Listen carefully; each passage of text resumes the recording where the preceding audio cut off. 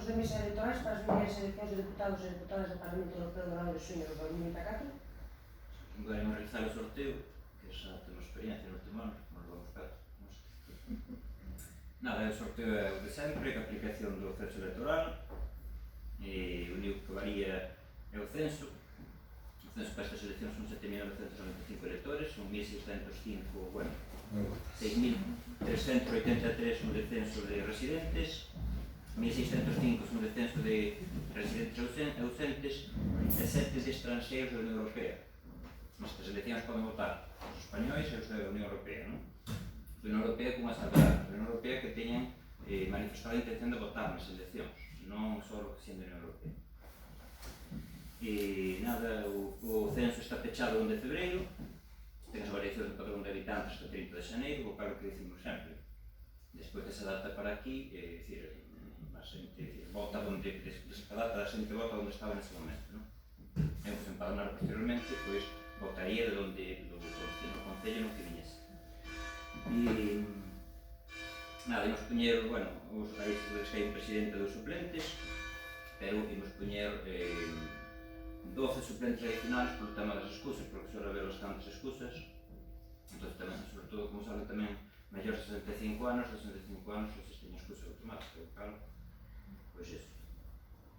E creo que nada máis, non? Por iso o DC volve por aí o partido municipal, que foi a última vez que no Vila DC. E nada, que o listado que saia entre mañá pasado mandaremoslo por correo electrónico, porque hai que editalo, vale, quitar datos persoais para a normativa de protección de datos, o lo que exixe a Agencia Española de Protección de Datos. E nada máis, se queres alguna dúbida? Sí, ahora solo una duda, porque me pasó en las anteriores. Yo creí que cuando sale, sacáis los presidentes, los vocales, luego se sacan los 12 suplentes, en este caso, y yo creí que si la persona, que por ejemplo el presidente, el titular, si no va, esos suplentes se iba corriendo la lista. Pero no, esos solo son para el día que te presentas ahí, es decir, si no, claro, hay que volver a sacar otra vez para Exacto, estes suplentes adicionales é un saco.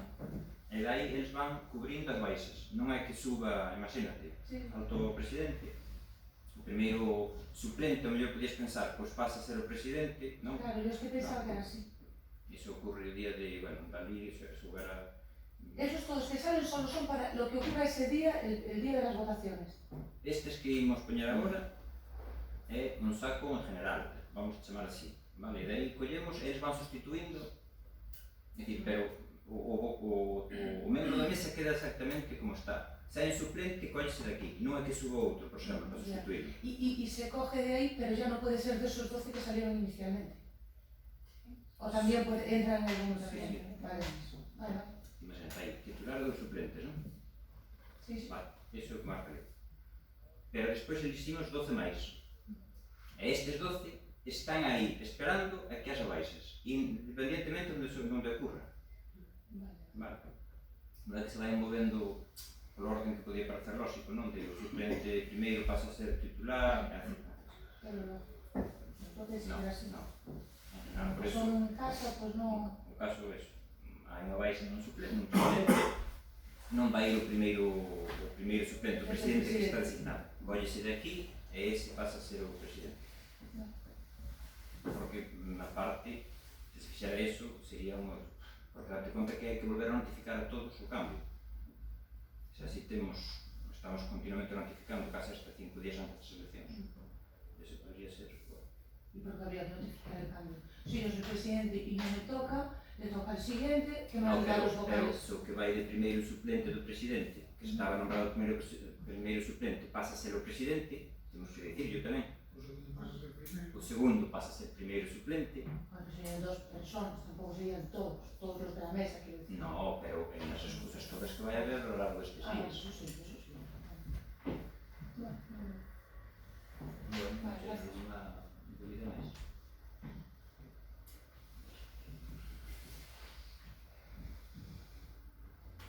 Bueno, pues vamos a hacer o sorteo.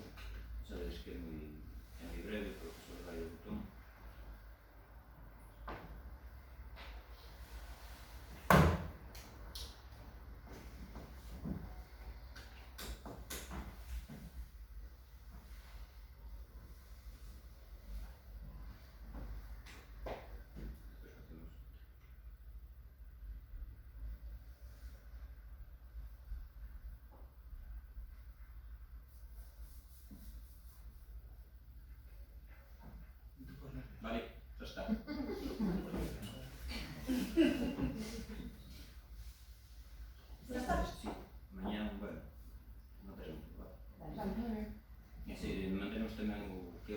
excusas. Vale, pues,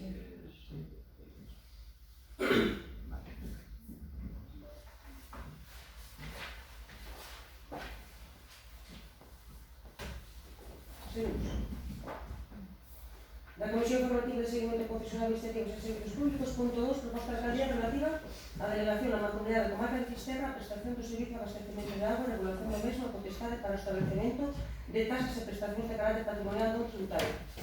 Vale, está en punto se fui presentando na comisión, hai unha intervención. Sometemos a votación. Votos a favor?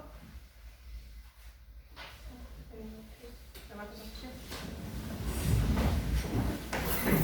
Mira que me interesa, la verdad.